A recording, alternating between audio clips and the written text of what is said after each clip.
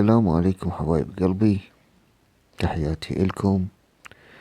اليوم رجعت لكم بفيديو جديد وموضوع كلش مهم. موضوع شات الكلاش. شات الكلاش أصبح السب والشتم بشات دولي وعالمي بشي فظيع.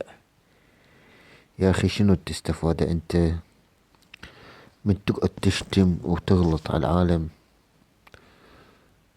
هاي لا أخلاق ولا تربية. أتصور الكل ملاحظها هاي السالفة. وثاني شي، الموضوع الثاني هي سالفة الكلانات. يجيك كلان يعني يقول لك قائد مساعد انطيك. هو كلان ليفل واحد بس يريد يمشيه، بس يريد يحركه.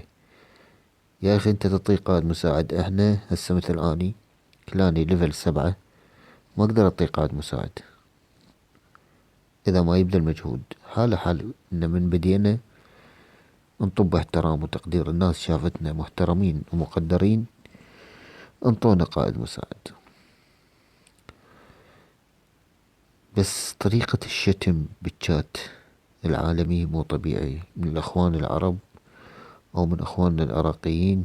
يعني ما اعرف، يعني شوف هسه هما في امان الله قاعدين يدردشون ويسولفون سوالف حلوة، يجيك واحد يقول لك هيك من السوري، يجيك ذاك يقول لك هيك من العراقي، وظل الشتم ماله والي.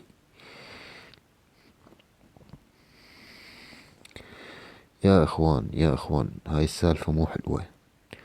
هاي سمع عن بلدك، كل واحد يمثل بلده هنا. يعني السوري اذا شتمت يعني نظرة مو حلوة الك ولا لبلدك، والعراق اذا شتمت ما حلوة يا اخي، ما حلوة. لا تربيتك ولا اخلاقك تسمح بهذا الشي، تقعد تشتم ولا هي رجولة ترى. فاتمنى من الاخوان اللي يلاحظون هيجي نماذج تشتم لا تجاوبه، انطيه ابلاغ انت وكل اللي وياك من المحترمين، المود تبطلوا هاي السالفة. لانك مجرد الرد عليه راح تشجع انه يكمل. وهذا